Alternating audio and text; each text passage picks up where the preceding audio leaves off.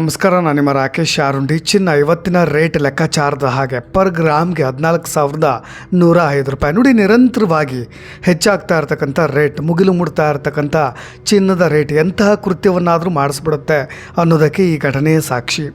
ಯಲಹಂಕ ನಿವಾಸಿ ಶ್ರೀನಿವಾಸ್ ಭಾಳ ಮಧ್ಯಮ ವರ್ಗದ ಕುಟುಂಬದವರು ಮೇ 1ನೇ ತಾರೀಕು ಆಪರೇಷನ್ಗೋಸ್ಕರ ತಮ್ಮ ಪತ್ನಿ ಸ್ವಪ್ನಾರನ್ನು ಬೆಂಗಳೂರಿನ ಹೆಣ್ಣೂರು ಬಾಗಲೂರು ಮೇನ್ ರೋಡ್ನಲ್ಲಿರ್ತಕ್ಕಂಥ ಖಾಸಗಿ ಆಸ್ಪತ್ರೆಗೆ ದಾಖಲು ಮಾಡ್ತಾರೆ. ನೋಡಿ, ಮೇ 2ನೇ ತಾರೀಕು ಮುಂಜಾನೆ ಶಸ್ತ್ರಚಿಕಿತ್ಸಾ ಕೊಠಡಿಗೆ ಅಂದರೆ ಆಪರೇಷನ್ ಥಿಯೇಟ್ರಿಗೆ ಕರೆದುಕೊಂಡು ಹೋಗೋ ಮೊದಲು ನರ್ಸಿಂಗ್ ಸಿಬ್ಬಂದಿಗಳು ಏನು ಹೇಳ್ತಾರೆ, ನಿಮ್ಮೆಲ್ಲ ಆಭರಣಗಳನ್ನು ತೆಗಿಬೇಕು ಅಂತ ಒಂದು ಸೂಚನೆಯನ್ನು ಕೊಡ್ತಾರೆ. ಓಕೆ, ಅವರ ಸೂಚನೆಯ ಮೇರೆಗೆ ಅವರು ಕೂಡ ತಮ್ಮ ಕಿವಿ ಮತ್ತು ಕೊಳಲ್ಲಿ ಹಾಕಿದ್ದು ಮತ್ತು ಕಾಲಿಗೆ ಹಾಕಿದ್ದೆಲ್ಲವನ್ನು ಕೂಡ ಆಭರಣಗಳನ್ನು ತೆಗೆದು ಬಳಿಕ ಇದೇ ಮಹಿಳೆ ಆಪರೇಷನ್ಗೆ ಹೋಗ್ತಾ ಇದ್ದಂಥ ಮಹಿಳೆ 65 ಗ್ರಾಮ್ ತೂಕದಂಥ ಚಿನ್ನದ ಮಾಂಗಲ್ಯ ಸರ, 9 ಗ್ರಾಮ್ ತೂಕದ ಕಿವಿ ಓಲೆಗಳು ಮತ್ತು 10 ಗ್ರಾಮ್ ತೂಕದ ಬೆಳ್ಳಿ ಕಾಲ್ಗೆಜ್ಜೆಗಳು ಎಲ್ಲವನ್ನು ಕೂಡ ಹ್ಯಾಂಡ್ ಬ್ಯಾಗ್ನಲ್ಲಿಟ್ಟು ಆ ವಾರ್ಡ್ನ, ಅದೇ ಇವರು ಅಡ್ಮಿಟ್ ಆಗಿದ್ದಂಥ ಆ ವಾರ್ಡ್ನ ಕಪಾಟ್ನೊಳಗೆ ಇರಿಸ್ತಾರೆ. ನೋಡಿ, ಇನ್ನೇನು ಆಪರೇಷನ್ ಥಿಯೇಟ್ರ್ ಬಳಿಕ ಎಲ್ಲ ಮುಗಿಸ್ಕೊಂಡು ವಾಪಸ್ ಆಗಬೇಕು. ಮಧ್ಯಾಹ್ನದ ಸುಮಾರು 2:45ಕ್ಕೆ ಎಲ್ಲೋ ಒಂದು ಕಡೆ ಆಪ್ರೇಷನ್ ಸಕ್ಸಸ್ ಆಯಿತು, ನೆಮ್ಮದಿಯ ನಿಟ್ಟುಸಿರು ಬಿಟ್ಟು ಹೊರಗೆ ಬರ್ತಾಯಿದ್ರು.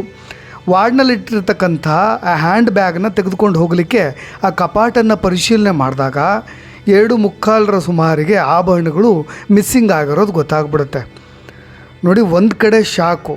ಮೊದಲೇ ಈಗಾಗಲೇ ಹಾಸ್ಪಿಟ್ಲ್ ಬಿಲ್ ಕಟ್ಟಬೇಕು, ಜೊತೆಗೆ ಶಸ್ತ್ರಚಿಕಿತ್ಸೆಯ ವಿಚಾರವಾಗಿ, ಆರೋಗ್ಯ ಸರಿ ಇಲ್ಲದ ವಿಚಾರವಾಗಿ ಒಂದು ಟೆನ್ಷನಲ್ಲಿ ಇಡೀ ಕುಟುಂಬ ಇರುತ್ತೆ. ತಕ್ಷಣಕ್ಕೆ ಈ ಥರದ್ದು ಇನ್ನೊಂದು ಆಘಾತ ಬಂದಾಗ ಅವ್ರಿಗೆ ಹೇಗಾಗಿರುತ್ತೆ ಅನ್ನೋದನ್ನ ಜಸ್ಟ್ ಇಮ್ಯಾಜಿನ್ ಮಾಡ್ಕೊಳ್ಬೋದು ನೀವು. ಮೊದಲು ಯಾರೋ ರೋಗಿಗಳನ್ನು ಮೀಟ್ ಮಾಡಲಿಕ್ಕೆ ಬಂದವರು ಇಂತಹ ಕಳ್ಳತನ ಮಾಡಿರ್ಬೋದು ಅನ್ನೋದನ್ನು ಇವರು ಊಹೆ ಮಾಡ್ತಾರೆ. ಯಾಕೆಂದರೆ ಎಲ್ಲರೂ ಕೂಡ ಸ್ವಲ್ಪ ಕಷ್ಟದಲ್ಲೇ ಇರ್ತಾರೆ. ಅವ್ರನ್ನ ಯಾರೋ ಮೀಟ್ ಮಾಡಲಿಕ್ಕೆ ಅಂತ ಬಂದಂಥವ್ರು ನಾವಿಲ್ಲಿ ಈ ಥರದ ಕಳ್ಳತನ ಮಾಡಿದ್ರೆ ಗೊತ್ತಾಗೋದಿಲ್ಲ ಅನ್ನೋ ರೀತಿಯಾಗಿ ಯಾರಾದರೂ ಎಗರಿಸಿರಬಹುದು ಅನ್ನೋದು ಇವರ ಆರಂಭದ ಊಹೆ. ನೋಡಿ, ಕಂಡವ್ರ ಮೇಲೆ ಅನುಮಾನವನ್ನು ವ್ಯಕ್ತಪಡಿಸ್ತಾರೆ. ಆದರೆ ಎಲ್ಲೋ ಒಂದು ಕಡೆ ಯಾರೂ ಖಚಿತ ಮಾಹಿತಿಯನ್ನು ನೀಡದೇ ಇದ್ದಾಗ, ಯಾರ ಮೇಲೂ ಕೂಡ ಅನುಮಾನಗಳು ಸ್ಪಷ್ಟವಾಗಿ ಗೋಚರವಾಗದೇ ಇದ್ದಾಗ ಚಿನ್ನ ವಾಪಸ್ ಬರೋದಿಲ್ಲ ಅನ್ನೋದು ಅವ್ರಿಗೆ ಖಾತ್ರಿ ಆಗುತ್ತೆ. ಈ ಸಂಬಂಧವಾಗಿಯೇ ಆಸ್ಪತ್ರೆ ಸಿಬ್ಬಂದಿಗಳನ್ನು ವಿಚಾರಿಸ್ತಾರೆ.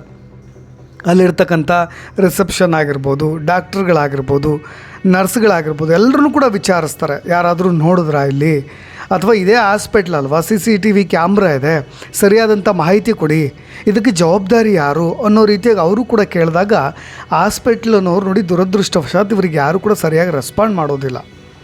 ಯಾವಾಗ ಇವರು ಸರಿಯಾಗಿ ರೆಸ್ಪಾಂಡ್ ಮಾಡೋದಿಲ್ಲ, ಶ್ರೀನಿವಾಸ್ ಅವರು ನೇರವಾಗಿ ಹೋಗಿ ಪೊಲೀಸ್ ಸ್ಟೇಷನಲ್ಲಿ ಕಂಪ್ಲೇಂಟ್ ಕೊಡಲಿಕ್ಕೆ ಮುಂದಾಗ್ತಾರೆ.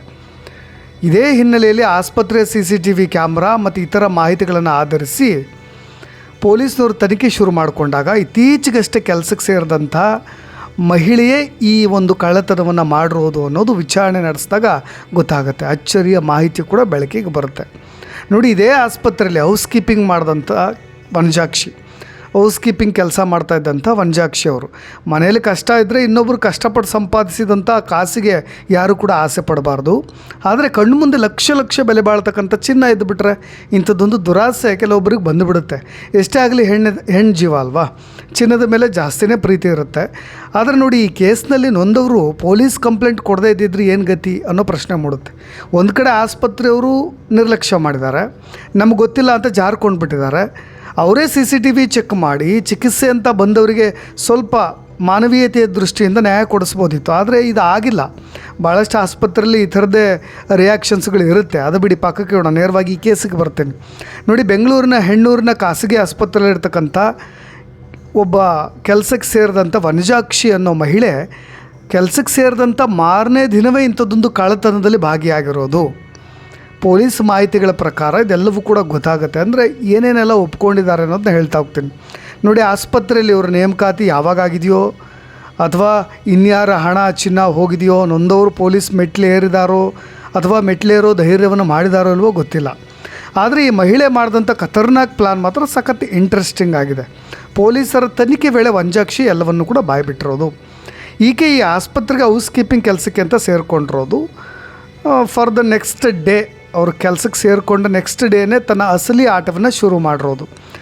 ರೋಗಿ ಈ ಯಾರು ಬಂದಿರ್ತಾರಲ್ಲ ಆಪ್ರೇಷನ್ಗೆ ಅಂತ ಬಂದಿರ್ತಾರಲ್ಲ ಆ ಮಹಿಳೆ ಶಸ್ತ್ರಚಿಕಿತ್ಸೆಗೆ ಅಂತ ಹೋದಂಥ ಸಮಯ ಕಾದಿದ್ದು ನೆಲ ಒರೆಸೋ ಸಮಯದಲ್ಲಿ ಅದರ ನೆಪ ಮಾಡಿಕೊಂಡು ರೂಮ್ಗೊಳಗೆ ಎಂಟ್ರಿ ಕೊಟ್ಟಂಥ ವಂಜಾಕ್ಷಿ ಕ್ಷಣಾರ್ಧದಲ್ಲೇ ಬೆಲೆ ಬಾಳ್ತಕ್ಕಂಥ ಚಿನ್ನಾಭರಣಗಳನ್ನು ಅಲ್ಲಿಂದ ಗುಳುಂ ಮಾಡ್ತಾರೆ. ವಂಜಾಕ್ಷಿ ನೆಲ ಒರೆಸ್ತಾ ರೂಮ್ ಒಳಗೆ ಹೋಗ್ತಾ ಇರೋದು, ಯಾರಿಗೂ ಅನುಮಾನ ಬರದಂತೆ ಒಡವೆಗಳನ್ನು ಕದ್ದು ತನ್ನ ಜೇಬಿಗೆ ಹಾಕ್ಕೊಳ್ತಾ ಇರೋದು ಎಲ್ಲವೂ ಕೂಡ ಸ್ಪಷ್ಟವಾಗಿ CCTVಯಲ್ಲಿ ಸೆರೆ ಸಿಕ್ಕಿರೋದು. ಈ ಬೆಕ್ಕು ಕಣ್ಣು ಮುಚ್ಕೊಂಡು ಹಾಲು ಕುಡಿದ್ರೆ ಯಾರಿಗೂ ಗೊತ್ತಾಗೋದಿಲ್ಲ ಅಂತ, ಬಟ್ CCTV ಕ್ಯಾಮ್ರಾ ಗೊತ್ತಾಗುತ್ತೆ. ಸ್ವಲ್ಪ ಎಚ್ಚರಿಕೆಯಿಂದ ಗಮನ ಹರಿಸ್ಬೇಕು. ಅಲ್ಲಿ ಯಾರು ಕೂಡ ಇಲ್ಲದೇ ಇರ್ಬೋದು, ಬಟ್ ಈ ಮಹಿಳೆಗೆ ಅಷ್ಟೊಂದು ತಾಂತ್ರಿಕವಾದಂಥ ನಾಲೆಡ್ಜ್ ಇತ್ತೋ ಇಲ್ಲೋ ಏನೋ ಗೊತ್ತಿಲ್ಲ.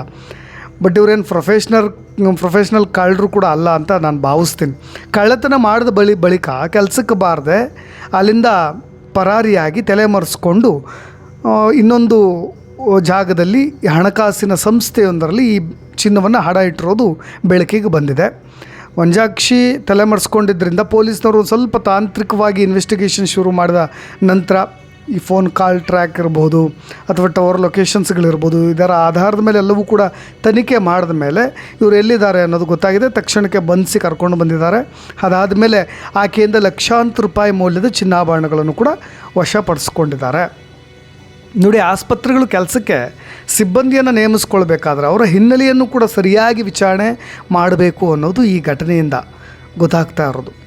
ಏಕೆಂದರೆ ಬಹಳಷ್ಟು ಇನ್ಫಾರ್ಮೇಷನ್ಸ್ಗಳನ್ನು ನೀವು ಕೇವಲ ಆಧಾರ್ ಕಾರ್ಡ್, ಪಾನ್ ಕಾರ್ಡ್ ಗೊತ್ತಾಗ್ಬಿಟ್ರೆ ಅವರ ಹಿಂದಿನ ಟ್ರ್ಯಾಕ್ ರೆಕಾರ್ಡ್ ಗೊತ್ತಾಗೋದಿಲ್ಲ. ಸ್ವಲ್ಪ ವಿಚಾರಣೆ ಮಾಡಬೇಕು, ಅಥವಾ ಪರಿಚಯದವರು ಯಾರಾದರೂ ಇದ್ದರೆ ಅವರಿಂದ ಕೆಲಸಕ್ಕೆ ನೇಮಕ ಮಾಡಿಕೊಳ್ಬೇಕು, ಅಥವಾ ಅವರಿಂದ ಅವರ ಅಕ್ಕಪಕ್ಕದ ಮನೆಯವರು ಯಾರನ್ನೋ ಸ್ವಲ್ಪ ಒಟ್ಟಾರೆಯಾಗಿ ನೋಡಿ. ಯಾವುದೇ ಕೆಲಸಗಳಿಗೆ ನೀವು ನೇಮಕಾತಿ ಮಾಡ್ಕೊಳ್ತೀರಾ ಅಂದರೆ ಕ್ಯಾರೆಕ್ಟರ್ ಸರ್ಟಿಫಿಕೇಟ್ ಇಂಪಾರ್ಟೆಂಟ್ ಆಗುತ್ತೆ.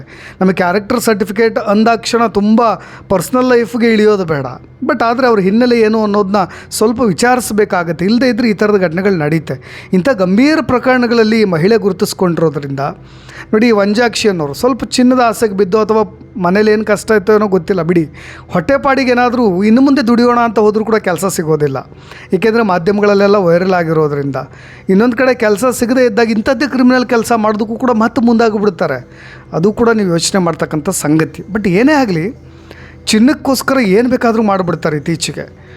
ನಿಮಗೆ ಎಲ್ಲೋ ಒಂದು ಕಡೆ ಸಾಲ ಮಾಡ್ಕೊಂಬಿಟ್ಟಿರ್ತಾರೆ, ಕಷ್ಟ ಇರುತ್ತೆ, ಭಾಳ ಸುಲಭದ ಹಾದಿ ಅಂದರೆ ಅವರು ಕೊಳಲ್ಲಿ ಚಿನ್ನವನ್ನು ಎಗರಿಸ್ಬಿಟ್ರೆ ಅಂತ ಹೇಳಿ ಏನು ಬೇಕಾದರೂ ಕೃತ್ಯಗಳನ್ನು ಮಾಡ್ಬೋದು. ಹಾಗಾಗಿ ರಾತ್ರಿ ಹೊತ್ತು ಒಂಟಿಯಾಗಿ ತಿರುಗಾಡ್ತಕ್ಕಂಥ ಹೆಣ್ಮಕ್ಳು ಚಿನ್ನವನ್ನು ಕೋಳಿಗೆ ಹಾಕ್ಕೊಂಡು ಪ್ರದರ್ಶನಕ್ಕೋಸ್ಕರ ಓಡಾಡ್ತಾ ಇರ್ತಾರಲ್ಲ, ಸ್ವಲ್ಪ ಎಚ್ಚರಿಕೆಯಿಂದ ಇರಬೇಕಾಗತ್ತೆ. ಇನ್ನು ಮನೇಲಿ ಚಿನ್ನ ಇಟ್ಟಿದ್ರು ಅಷ್ಟೇ, ಸ್ವಲ್ಪ ಅದನ್ನು ಸೂಚನೆ ಕೊಡ್ತೀನಿ ನಿಮಗೆ.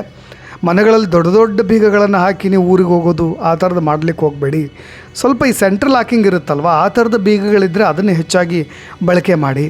ನೀವು ಕೀಲಿ ಕೈ ಇರುತ್ತಲ್ಲ, ದಪ್ಪ ಬೀಗದ ಕೀಲಿನ ಹಾಕ್ತಿರಲ್ಲ, ಹೊರಗೆ ಹಾಕ್ತಿರಲ್ಲ, ಆ ಥರದ ಬೀಗಗಳನ್ನು ಬಳಸ್ಲಿಕ್ಕೆ ಹೋಗಬೇಡಿ. ಸ್ಪೆಷಲಿ ನೀವೇನೇ ಆಗಲಿ ಮನೇಲಿ ಏನೋ ಬೆಲೆ ಬಾಳೋ ವಸ್ತು ಇದೆ ಅನ್ನೋ ರೀತಿಯಾಗಿ ದೊಡ್ಡ ಬೀಗಗಳನ್ನು ಹಾಕೋದನ್ನೆಲ್ಲ ಮಾಡಲಿಕ್ಕೆ ಹೋಗಬೇಡಿ.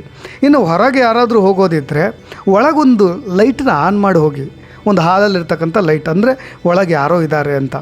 ಹೆಚ್ಚಾಗಿ ಒಂಟಿ ಮನೆಗಳಿದ್ದರೆ ಸಾಕು ನಾಯಿಗಳನ್ನು ಸಾಕೋದು ಒಳ್ಳೆಯದು. ಇನ್ನು ಯಾರನ್ನಾದರೂ ಮನೇಲಿ ಹೊರಗೆ ಹೋಗೋದಿದ್ದರೆ ಸಂಬಂಧಿಕರು, ಅಣ್ಣ ತಮ್ಮಂದರು ಯಾರಾದರೂ ಒಬ್ಬರು ಉಳಿಯುವ ವ್ಯವಸ್ಥೆ ಮಾಡಿದ್ರೆ ಒಳಿತು.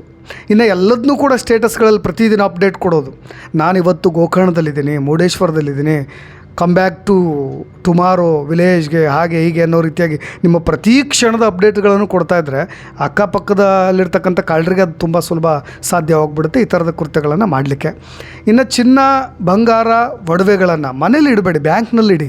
ಯಾಕೆಂದರೆ ಮೈ ಮೇಲೆ ಎಷ್ಟಿರಬೇಕೋ ಅಷ್ಟಿದ್ರೆ ಸಾಕು. ಇನ್ನೆಲ್ಲವನ್ನೂ ಕೂಡ ನೀವು ಬ್ಯಾಂಕ್ನಲ್ಲಿ ಇಟ್ಟರೆ ಒಳ್ಳೆಯದು. ಚಿನ್ನ ಕಷ್ಟಕಾಲಕ್ಕೆ ಇರೋದು, ಕಂಡವ್ರ ಮುಂದೆ ಪ್ರದರ್ಶನ ಮಾಡಲಿಕ್ಕೆ ಅಲ್ಲ ಅನ್ನೋದನ್ನು ಅರ್ಥಕೊಂಡ್ರೆ ಈ ಥರದ ಘಟನೆಗಳು ಆಗೋದಿಲ್ಲ ಅಂತ ಹೇಳ್ತಾ ಇನ್ನಷ್ಟು ಅಪ್ಡೇಟ್ಸ್ಗಳೊಂದಿಗೆ ಮತ್ತೆ ಬರ್ತೀನಿ. ನಾನು ರಾಕೇಶ್ ಆರುಂಡಿ, ಧನ್ಯವಾದ.